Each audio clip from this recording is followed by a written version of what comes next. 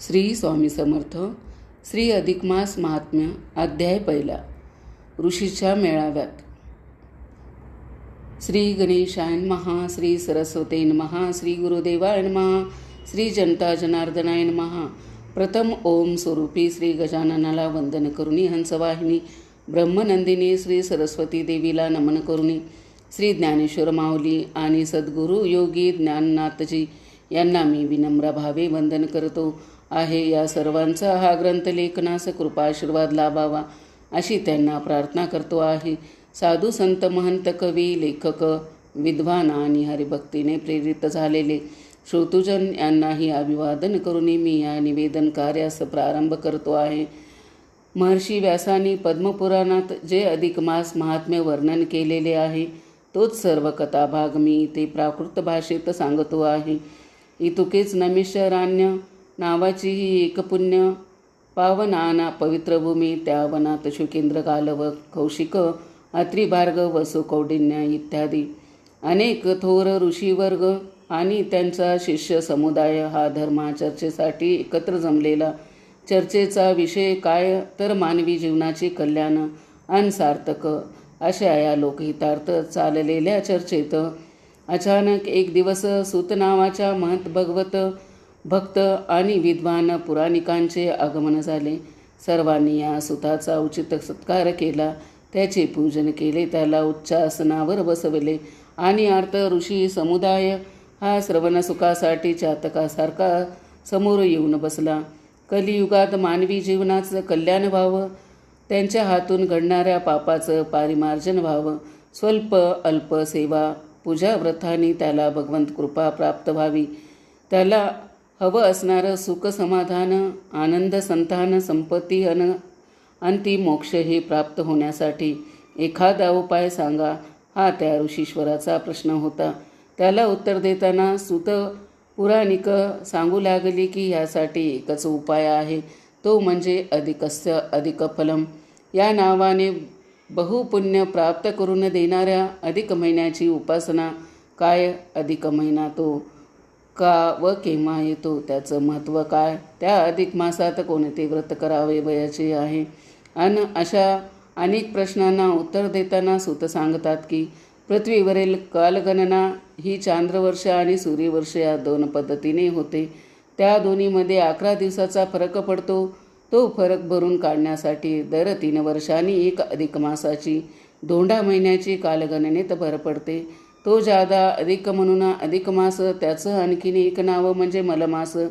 या मलमासात सूर्यसंक्रमण होत नाही, वातावरणही मलिन असतं. तसेच हा मलमास शास्त्रकारांनी कोणत्याही मंगल कार्यास अशुभ ठरवला. त्यामुळे या 13व्या महिन्याला काही महत्त्वच राहिलं नाही.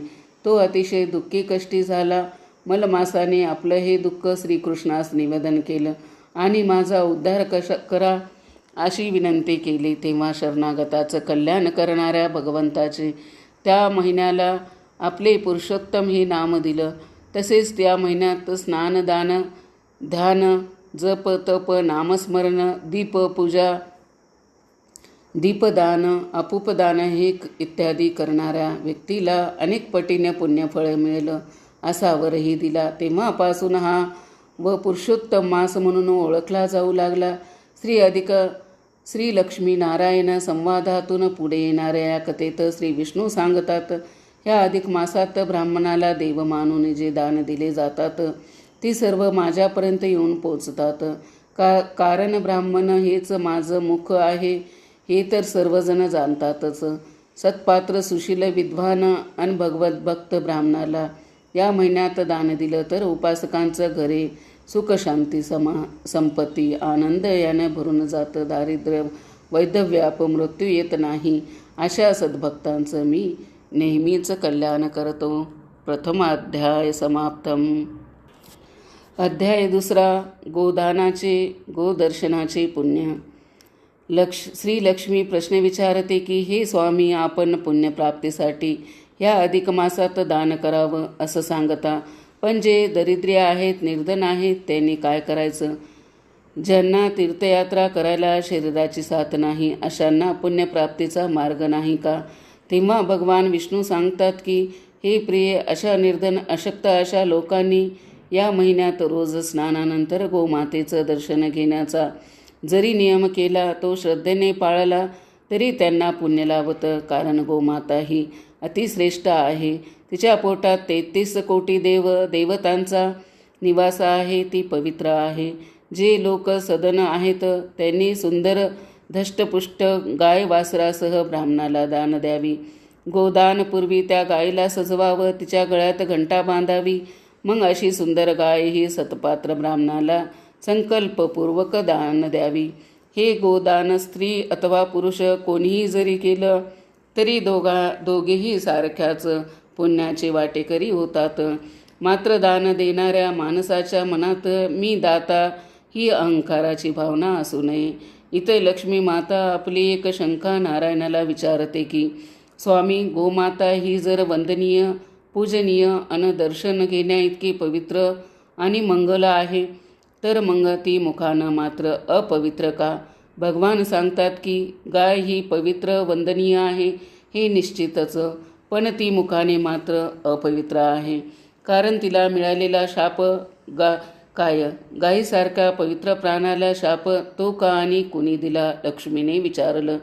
तेव्हा विष्णू भगवान म्हणाले, प्रिये, ती एक कथा आहे. थांब, मी आता तुला ती कथाच सांगतो, ऐक.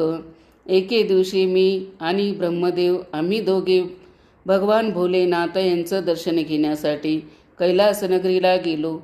आदिनाथांना विनम्र वंदन करून आम्ही काही गप्पा गोष्टी करत असताना एकदम श्रेष्ठ कोण असा विषय निघाला. तेव्हा ब्रह्मदेव म्हणाले, कसे? मी या सकल सृष्टीचा निर्माता आहे, तेव्हा मीच श्रेष्ठ. मीच जर ही सृष्टी निर्माणच केली नसती तर नारायणाने संरक्षण आणि संवर्धन तरी कुणाचं केलं असतं? आणि महादेव, तुम्ही संहार तरी कुणाचा केला असता? तेव्हा भोलेनाथ म्हणाले, बरोबर ब्रह्मदेवा, तुम्हीच श्रेष्ठ आहात. कारण त्रिदेवात पहिल्या नावाचा उच्चार होतो तो तुमचाच.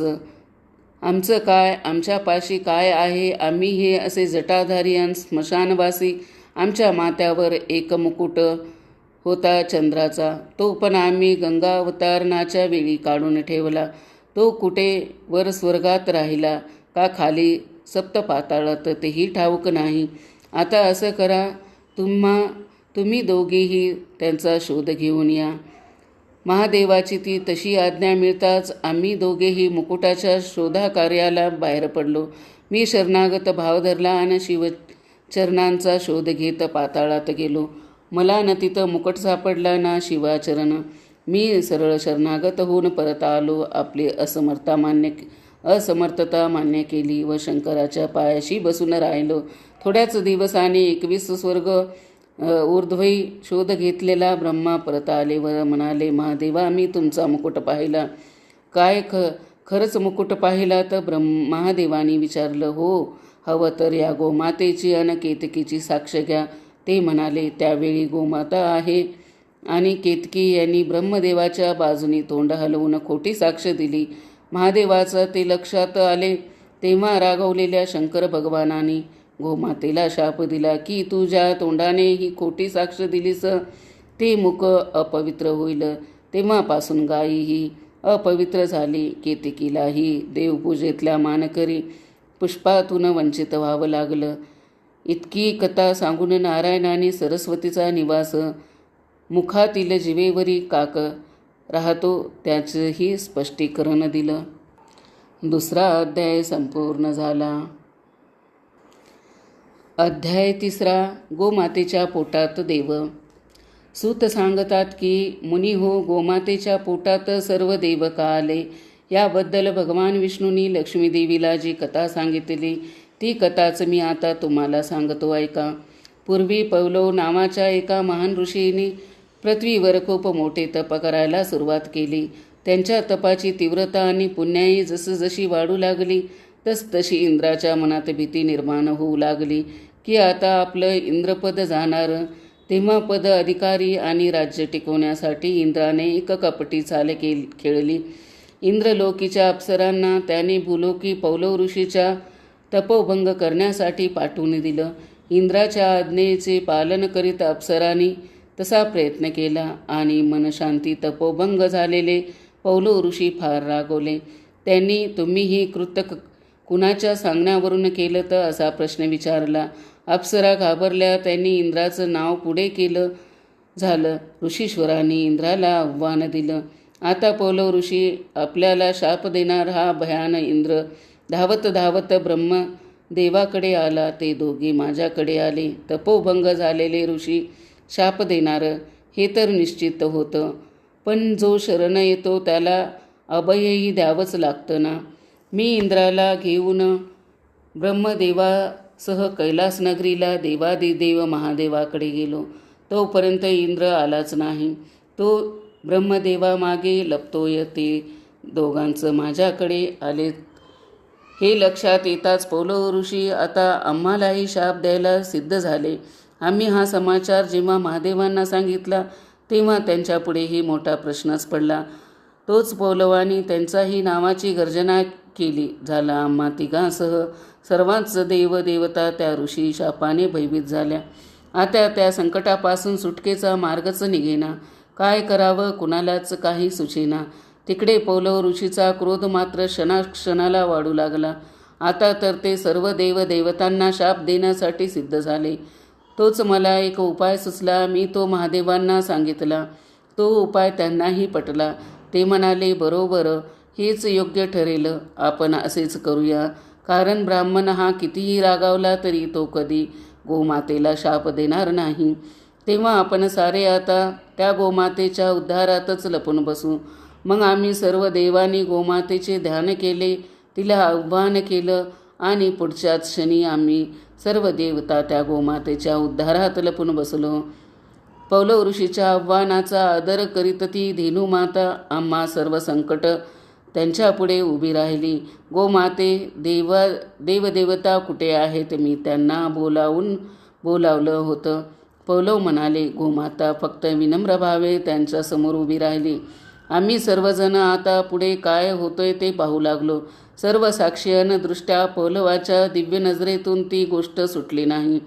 पण आता आम्हाला शाप देण्यासाठी त्यांना गोमातेला शाप द्यावा लागला असता ते त्यांच्या नियमात बसत नव्हतं.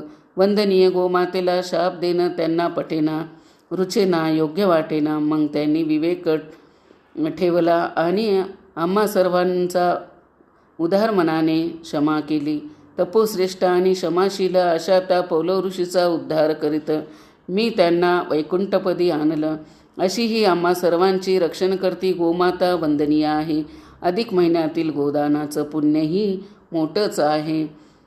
3रा अध्याय समाप्त झाला. अध्याय 4. जसे कर्म तसे फळ. सूत सांगतात की अधिक मासात गोमातेचे दर्शन, तिचं पूजन आणि दान याबद्दल सांगितल्यानंतर ज्या ब्राह्मणाला असं दान द्यायचं ते ब्राह्मण कसा असावा हे पण भगवंत लक्ष्मीला सांगतात. ब्राह्मण हा ज्ञानी, शांत स्वभावाचा, अल्पसंतुष्ट आणि विनयशील असावा. तो अहंकारी, गर्विष्ठ, दांभिक अन लोभी असू नये. ईश्वरनिष्ठ, ब्रह्म जाणणारा, भगवंतपूजन, दर्शन, नामस्मरण करणारा, धर्मनिष्ठ आणि आचारनिष्ठ असावा. ब्राह्मण हा क्षत्रियधर्मी व वाणिज्यकर्मी असू नये. पशुसेवा, ऋषीकर्म करणारा नसावा. ब्राह्मणाने सावकारी करू नये, उदारी करू नये, कर्ज घेऊ नये, घेतले तर फेडण्याची क्षमता असावी. कोणाला जामीन राहू नये, कोणाचंही कर्ज बुडू नये. तसं जर केलं नाही तर या जन्मीच्या कर्माचं फळ हे पुढील जन्मी कसं फेडावं लागतं याबद्दलची ही कथा. कोण्या एका गावातला एक क्षत्रियधर्मी प्रवासी दुसऱ्या गावात जातो. काम करून धन कमवतो. पुढे त्याला आपल्या लेकरा बाळांची आठवण येते. पत्नीच्या भेटीला मन ओढवतं. जमा केलेलं धन गाठीला बांधून तो प्रवासी करत घराकडे परत येत असताना विश्रांतीसाठी एका झाडाखाली विसावतो. विश्रांतीनंतर घाईने पुढे जाताना तो तिथेच आपलं धनाचं गाठोडं विसरतो. त्याच्या मागून दुसरा एक प्रवासी तिथे येतो. त्याला अचानक ते धनाचं गाठोडं सापडतं. तो इकडे तिकडे पाहतो, धन घेतो, देवाला नमस्कार करतो आणि पुढील प्रवासाला निघून जातो. त्यानंतर एक 3रा प्रवासी येतो. सावलीत विसावतो. शिदोरी सोडतो, जेवणास प्रारंभ करतो. तोच पहिला प्रवासी परत येतो व त्या तिसऱ्या प्रवाशाला धनाबद्दल विचारतो. त्या बिचारायला खरं तर धनाबद्दल काहीच माहीत नसतं. ते तसं सांगतो सुद्धा. पण पहिला प्रवासी त्याला लुच्चा समजतो आणि मारू लागतो. जीवे मारण्याची धमकीही देतो.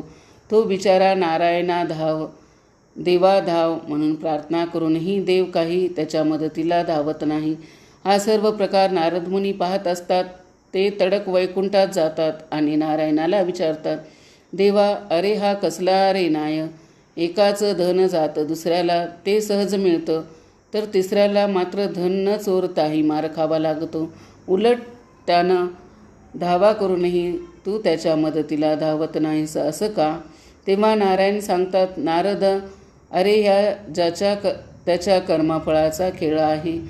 तो जसा कर्म करतो त्याला तसं फळ पदरात पडतं. आता मी काय सांगतो ते ऐक.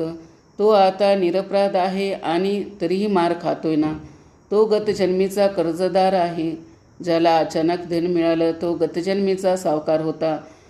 तर ज्याने कष्ट करून मिळवलेलं त्याचं धन गेलं तो होता जामीनदार. कर्जदाराने कर्ज फेडले नाही म्हणून मार खाल्ला जमीनदाराला. आपल्या मेहनतीमधून सावकाराला ती फेड करावी लागली. नारद, ऋण आणि हत्या यांच्या हातून कुणीच सुटत नाही. विशेष म्हणजे ते तिघही गतजन्मी ब्राह्मण होते. तेव्हा असे ब्राह्मण हे दान देण्यास योग्य नव्हते. ज्याला दान घ्यायचं तो ब्राह्मण सत्पात्र असायला हवा. ब्राह्मणाला अधिक महिन्याला अन्न, वस्त्र, धन हे दान द्यावे. दीप आणि अपूप म्हणजे अनारसे तेही 33 दान द्यावेत. असं दान दिलं असता पापाचा नाश होतो आणि पुण्य वाढतं. अपमृत्यूचं गडांतर दूर होतं, मनोकामना पूर्ण होतात. मात्र हे असे पूजन, दान इत्यादी करताना ते ब्रह्मणामार्फत आपण भगवान पुरुषोत्तमाचं देत आहोत असा दृढ विश्वास दात्याचा मनात पक्का असावा. 4था अध्याय समाप्त झाला. अध्याय 5. नृगराज झाला सरडा. मागील अध्यायात आपण कोणता ब्राह्मण हा दानास पात्र आहे ते पाहिलं. ब्राह्मण पात्र असेल, दान देणारा वस्तूही योग्य असेल, दात्यांची दातृत्व भावनाही चांगली असेल, पण नकळत जरी त्यात थोडी चूक घडली तर त्या चुकीचं प्रायश्चित हे मात्र भोगावंच लागतं.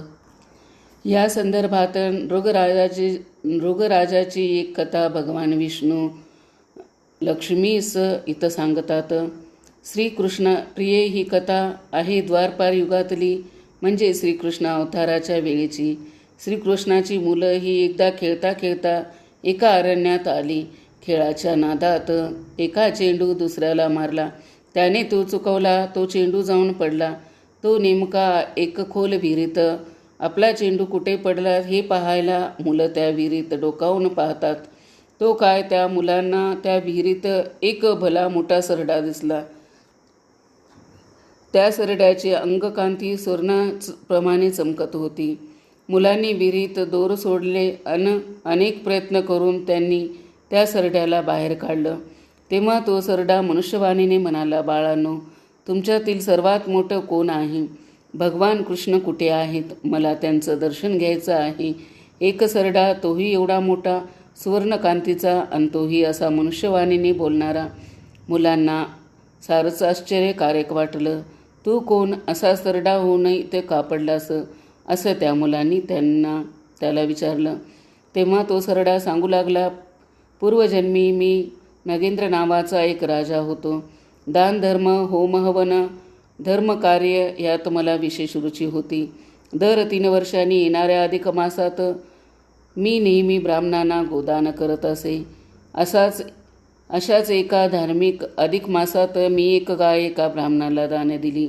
संतुष्ट झालेला तो ब्राह्मण मला आशीर्वाद देऊन दान घेऊन निघून गेला. जाताना गाय घेऊन गेला. रात्री गाय त्या ब्राह्मणाकडून पळून येऊन माझ्या गोशाळेत आली. दुसरे दिवशी मी दुसऱ्या एका ब्राह्मणाला आणखीन एक गाय दान दिली. तो ती गाय घेऊन जात असताना तो कालचा ब्राह्मण आपली गाय हरवली म्हणून शोध घेत आला. त्याला रस्त्यात आपली कालची गाय दिसली. तो त्या ब्राह्मणाकडे ती गाय मागू लागला. तेव्हा तो दुसरा ब्राह्मण म्हणू लागला, ही गाय माझी आहे, राजाने मला आत्ताच दान दिली आहे. झालं, दोघंही एकाच गायीवर आपला हक्क सांगू लागले. त्यांचं भांडण हे वाढत गेलं. शेवटी दोघंही माझ्याकडे आले व ही गाय आपली आहे असा दावा करू लागले. मी ती गाय नीट पाहिली, त्या दोघांचं म्हणणं नीट ऐकून घेतलं. तेव्हा त्यावर नीट विचार करता माझी चूक माझ्या लक्षात आली. एकच गाय नजर चुकीने मी 2 ब्राह्मणांना दान दिली होती.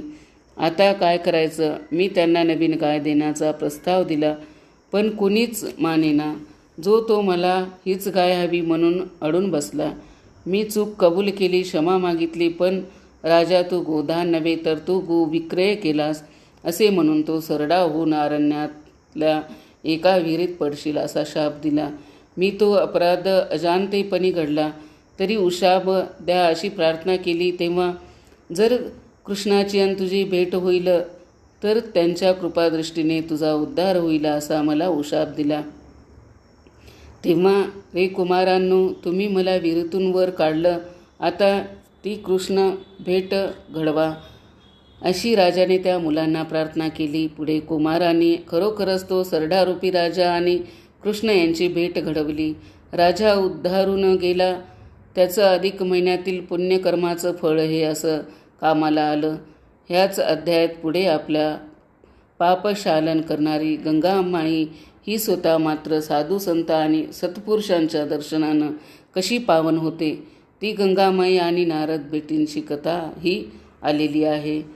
5वा अध्याय समाप्त झाला. श्री स्वामी समर्थ. ओम नमो भगवते वासुदेवाय पुरुषोत्तमाय. मैत्रिणींनो, कसा वाटला? मी ही 5 अध्यायास टाकत आहे. तुम्ही सर्वजण ऐका आणि व्हिडिओ कसा वाटला कमेंट करून सांगा. व्हिडिओला शेअर करा. चॅनलवरती जर नवीन असेल तर चॅनलला सबस्क्राईब करा. शेवटपर्यंत माझा व्हिडिओ ऐकला त्याबद्दल आपल्या सर्वांचे मनापासून आभार.